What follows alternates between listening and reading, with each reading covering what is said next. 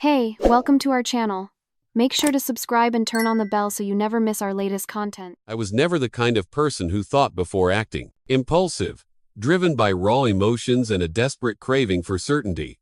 At 23, I lived my life on a knife's edge, and I expected my relationship to do the same. I navigated the world through feeling, not logic, and every moment in my marriage was a test. As if love only had value when it came with a searing intensity. From the very start of our marriage, I expected Leland to be a character from the movies. I wanted grand declarations, fierce reactions, the possessive sting of jealousy. To me, silence meant a lack of feeling, and his calmness felt like a threat. It was a language I didn't understand, a stillness that made my skin crawl. Leland, on the other hand, had already lived a life full of turbulence. At 38, he was looking for peace, a harbor, not another storm. He told me stories. Glimpses of a past filled with disappointments he'd overcome and bad choices he'd corrected. When he met me, he believed he could build something lasting, something real. He was a mature, practical man who saw love as a daily commitment, an act of service built on care and mutual respect, not a series of emotional games. He saw love as a quiet home. I saw it as a glorious battlefield. As the months passed, a gnawing emptiness began to grow inside me. The conversations were good. The routine was stable, but I wanted more than stability. I didn't want a partner, I wanted a co-star. I craved the kind of intensity that consumes you, the feeling of being constantly surprised, as if we were living in an endless romantic movie. When Leland got home from a long day at his architecture firm and said he was tired, I didn't hear a man in need of rest. I heard a man who was disinterested. When he wanted to stay in on a Saturday night, just watching a movie or resting on the couch, I didn't see a desire for simple comfort. I saw it as coldness, a rejection. This feeling, this doubt, it grew inside me like a poison vine, twisting around my heart, squeezing until I could barely breathe. I started questioning everything. Did he truly love me? Or was he just staying with me out of convenience, out of habit? And the more Leland tried to keep the peace, the more I provoked conflict. It was a sick, subconscious dance. Small arguments became screaming matches. Silly complaints turned into hours-long fights that left us both exhausted and hollowed out. I tested him. I pushed him. I demanded more. I wanted to see how far he would go. I wanted to see him break, because in my twisted, immature mind, his breaking would be proof of his love. The fights started over nothing. That was the beauty of them, or the tragedy. I remember one Saturday. The air was crisp, the kind of early fall afternoon that begged for an adventure. I wanted to drive out to the coast, feel the wind, watch the waves crash against the rocks. I wanted drama, nature's drama, our drama, it didn't matter. Leland was on the sofa, a book resting on his chest, his eyes closed. "I'm just so tired, Alara," he'd murmured. "It's been a brutal week, can't we just be?" The word landed like a stone in a quiet pond, and the ripples were all my own. Being was boring. Being was stagnant. "So that's it?" I started, my voice already sharp. "You'd rather just be here than be with me somewhere beautiful?" His eyes opened, a familiar weariness clouding them. "That's not what I said." "It's what you meant," I shot back, turning his exhaustion into a weapon against him. "You're not interested in making memories. You're just content. It's like you've given up." The argument spiraled from there. It twisted and turned, my accusations growing more and more absurd. I accused him of not finding me exciting anymore, of being checked out of the marriage. I brought up old, resolved issues, polishing them until they shone with new hurt. And all he did was absorb it. He would sit there, his jaw tight, his hands resting on his knees. He wouldn't yell back. He would try to reason, to explain, but his calm voice only felt like gasoline on my fire. I didn't want reason. I wanted a reaction. I wanted him to stand up, to slam his fist on the table, to shout that he couldn't live without me, that the thought of me being unhappy was killing him. Instead, he would just say, "I don't want to fight, Alara," and his refusal to engage in the chaos felt like the ultimate insult. It was during these draining, one-sided battles that the plan began to form. It wasn't a conscious thought at first, more like a seed of a terrible idea planted in the fertile soil of my insecurity. If his words wouldn't give me the proof I needed, then maybe his actions would. I needed a bigger test, a final exam. I reasoned that he was taking me for granted. He was too comfortable, too secure. He needed to feel the terror of losing me to truly appreciate what he had. He needed a shock to the system. So, I made my decision. I was going to break up with him, but it wasn't a real ending. Oh no, it was a move. A strategy. In my mind, the script was already written. The impact of the separation would be like a bucket of ice water, jolting him awake. He would finally realize how important I was, how much he loved me. He would chase after me. He would beg. He would apologize. Promise to change. Promise me the world. He would finally show me all the raw, desperate passion I believed he was hiding beneath that calm, mature exterior. I was so sure, so absolutely certain that I was in control of the situation. I was the director of this play, and the final act would be his grand, tearful return to me. I was a fool. I rehearsed it all. Sitting in my car in the grocery store parking lot, I practiced sharp, cold responses to the desperate pleas I was sure would come. I imagined the flood of messages, the frantic calls, the inevitable request to talk. I pictured him crying, his voice breaking as he told me he couldn't live without me. Everything was set up in my mind like a grand theater production. I was the tragic heroine, pushing away the love of her life only to be won back in a passionate climax. But the stage collapsed during the first line. I chose a Tuesday evening. He had just come home, his briefcase still in his hand. I asked him to sit down. The look on my face was serious, practiced. He set his things down, his expression unreadable, and sat across from me at the dining room table. The words felt heavy, important, as I spoke them. Leland, I can't do this anymore. I want to end our marriage. I held my breath, waiting for the explosion. For the denial, the anger, the pleading. He simply stayed silent for a few seconds.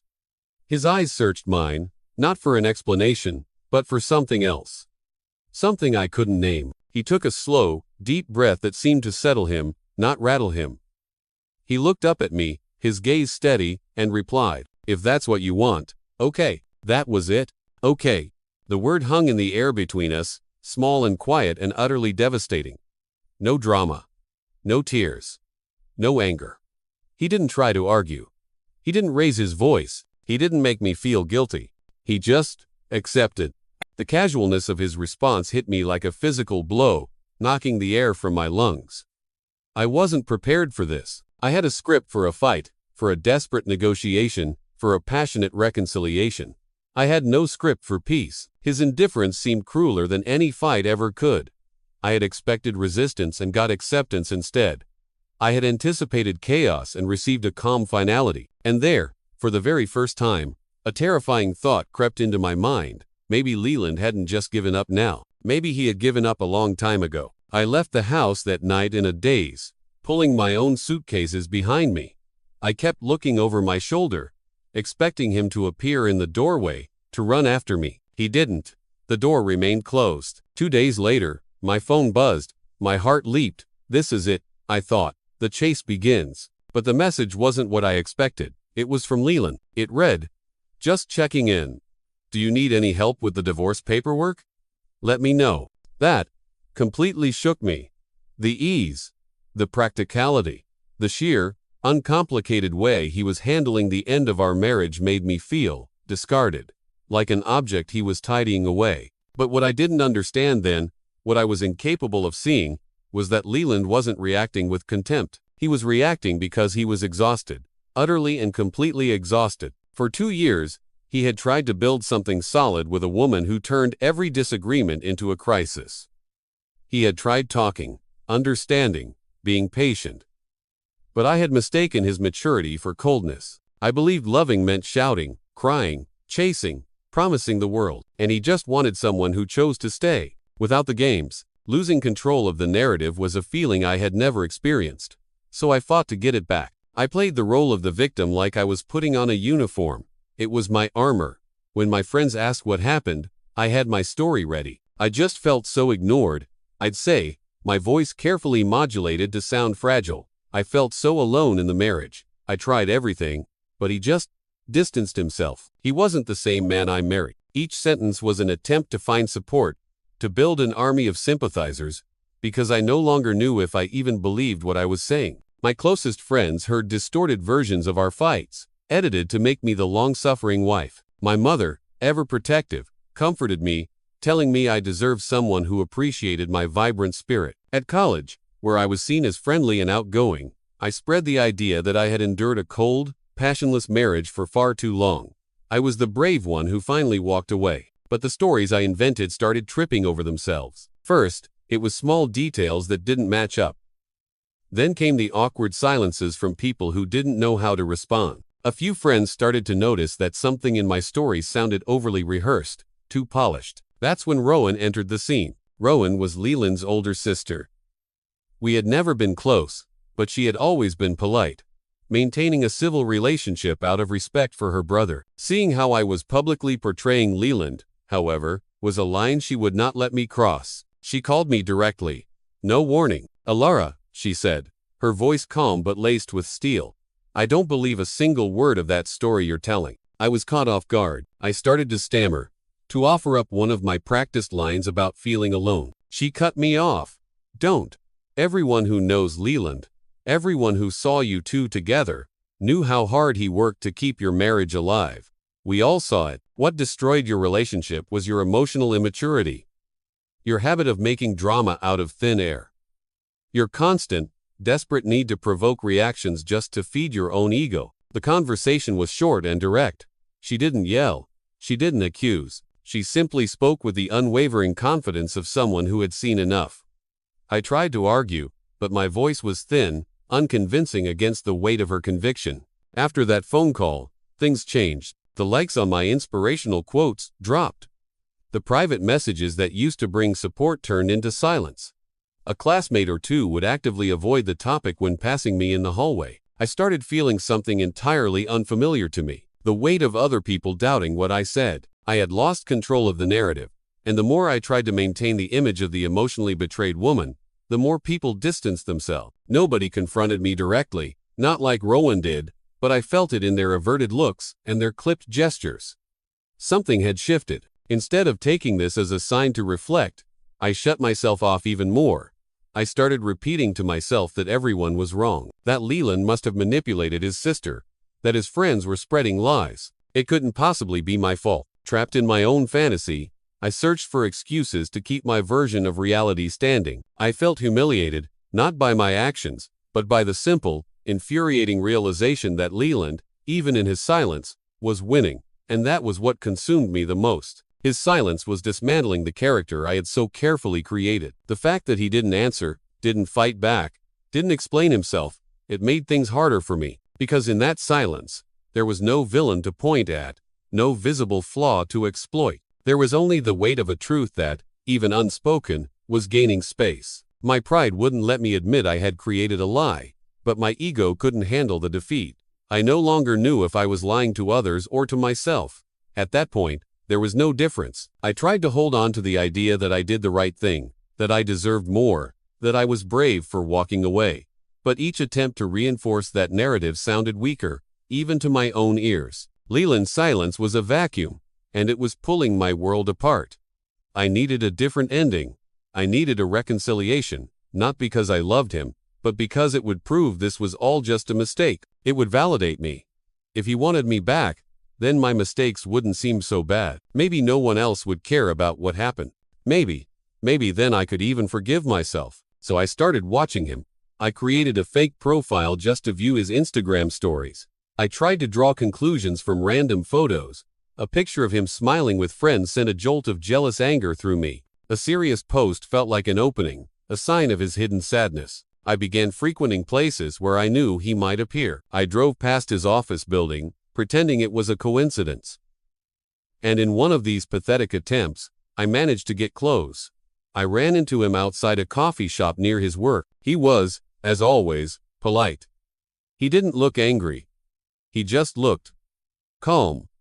I told him I wanted to sort things out, that I just needed a chance to explain properly. To my surprise, he agreed. Not because he wanted to get back together, I see that now, but because he was ready to close the chapter. When we sat across from each other, I was dressed to impress. My heart was racing, my eyes searching his face for any sign of weakness, of longing, but I was met with the same unnerving calmness of someone who had already moved past everything. I began with my rehearsed lines. I was just so confused back then. "Leland," I said, my voice soft. I felt invisible. I thought you had already given up on me before everything fell apart. I used words like mistake, regret, and chance. He didn't react. He just listened, his hands resting around his coffee cup. That silence unsettled me more than any scolding would have. Then, he reached into his jacket pocket. He pulled out a plain white envelope and placed it on the table between us. I kept this, he said, his voice even, out of respect for the truth. I hesitated. My fingers trembled as I took the envelope. Inside were photos. 3 of them, 3 different angles of the same scene. It was me, kissing a guy from my statistics class outside the university library. In one photo, we were laughing at something he said, my hand resting on his backpack strap with a casual familiarity. The dates were stamped neatly in the corner. All 3 photos were taken only days apart, all while Leland and I were still married. Days before I delivered my grand, final performance. The impact was immediate. The blood drained from my face. My throat went dry. The words, all my carefully constructed lies and justifications, simply vanished. It was loneliness, I stammered, my voice barely a whisper. I felt so alone. I was vulnerable. I didn't intend to take it further, I just wanted to feel seen. But my voice had no strength. It was the kind of desperate explanation you offer when you already know it's far too late. Leland just stared at me calmly, and then he spoke, his voice firm, without a trace of anger, only a profound finality. You destroyed everything long before you said you wanted to separate, Elara, and now you want to come back like nothing ever happened. He held up a hand, stopping the next pathetic excuse from leaving my lips. You lied, to me, to yourself, and to everyone else.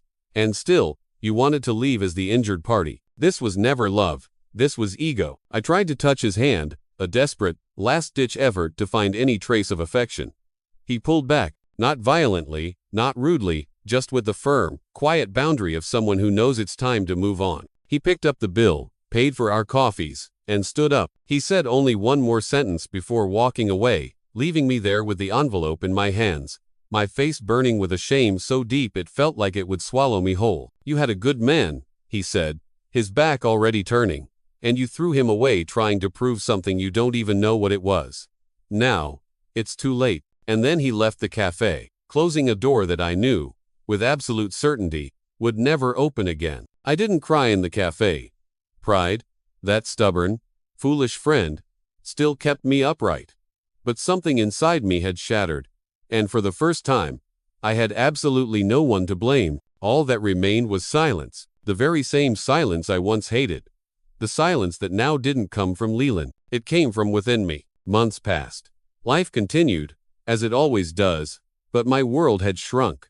I still lived in the same city, went to the same places, encountered the same faces that once greeted me warmly, but now, they just looked away. There was no public scandal. Leland never showed those photos to anyone. He didn't have to. The truth had its own way of spreading, not as a story, but as a change in atmosphere. The shift in people's behavior said everything. Slowly, I stopped getting invited to gatherings with classmates. The cafe where I used to study with friends suddenly felt like it was under new ownership. Such was the coldness in how I was now treated. I tried focusing on school, but my concentration slipped easily through my fingers like sand. I tried distracting myself with social media, but other people's perfect, happy lives seemed to pour salt on my wound. I even tried flirting with other guys. But every meeting felt forced, soulless, like I was trying to copy a poorly written script of a life I was supposed to want. Nothing worked. Guilt came in waves. Sometimes it was strong enough to knock me down without warning, leaving me breathless in the middle of the day. Sometimes it disguised itself as anger at the world, at Leland, at anyone but myself. Sometimes it wore the mask of pride, whispering that I was better off alone. But the truth never stopped pulsing beneath it all. I lost Leland, not because he was stubborn or cold or unloving, but because I chose to test him until I broke the very thing we had. And now, with a heart heavy with that knowledge, I finally understood. Some tests only have one possible result: destruction. The silence that followed was a teacher. A harsh, unforgiving one. It taught me about consequences. It taught me about accountability. In the echoing quiet of my empty apartment, I was forced to sit with the person I had become, and I didn't like her very much. I had spent so much energy trying to provoke a storm in Leland, and all I had managed to do was create a wasteland inside myself. I had demanded proof of love so relentlessly that I had destroyed the love itself. The regret wasn't loud or dramatic. It wasn't the stuff of movies. It was a quiet, constant ache, a low hum in the background of my life, a resonance of my own failure. It was the understanding that I had been given a chance at peace, and I had mistaken it for weakness. The party was a college event, a mix of nostalgia and reunions. I went because I thought it might be a chance to show the world, or maybe just myself, that I was doing fine. I wore my best outfit, applied my makeup like armor, and rehearsed smiles in the mirror. I walked into the hall with whatever confidence I had left, trying to ignore the sideways glances and the whispers that seemed to follow me as I passed through the crowd. I was grabbing a glass of water, trying to look busy, when I turned, and I saw him. Leland was just a few meters away. He looked lighter. His face was more peaceful. The perpetual tension I used to see in his shoulders was gone, and next to him stood a woman. She had a calm look, with simple brown hair tied back and a gentle, unassuming smile. Someone from a group nearby greeted them. "Hey, this is Leland, and this is Audra." That's all it was. A simple introduction, but the way he looked at Audra right after broke something deep inside me. It was a clean look, a look of love without fear, a look I recognized, but had never learned how to maintain. He was holding her hand, but it was more than just the gesture. There was a connection there, a quiet understanding that flowed between them. There was peace. Everything I had tried to force, everything I had demanded and failed to sustain, was right there, existing effortlessly between them. At that moment, an intense, burning shame washed over me.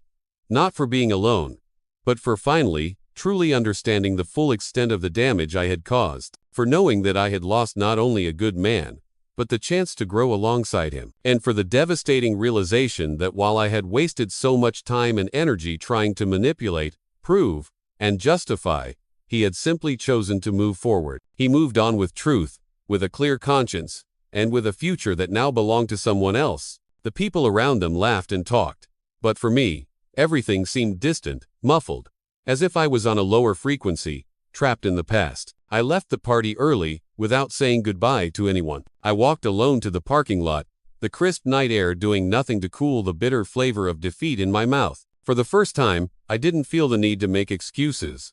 I stopped wondering what others were thinking.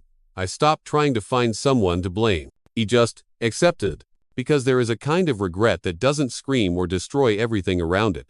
It settles inside you like a constant, quiet echo. I continued my life. I went back to my routine, resumed my studies, and slowly, cautiously, I made new connections. I searched for meaning in what remained, but the scars were there, shaping how I viewed my own actions, a permanent reminder of the person I used to be. And every time I remembered Leland, it wasn't with longing, not anymore. It was with a profound, aching respect, a respect that had arrived far, far too late. Meanwhile, I knew Leland was living new days, simple days, walks beside Audra, honest conversations, plans born without pressure, the kind of life he had always wanted to build. He didn't speak about me, he didn't carry a grudge. To him, it was all part of a cycle that had ended, a cycle that required silence, patience, and a mature kind of pain to overcome. And I had learned the hardest way possible that true love doesn't need to be tested to prove its strength, and that when someone offers you peace, the worst mistake you can ever make is to mistake it for weakness. Because in the end, the one who destroys peace with someone good is the one who will miss it the most. Thank you for watching the video. If you enjoyed it, don't forget to subscribe to the channel and turn on notifications so you won't miss any updates. See you next.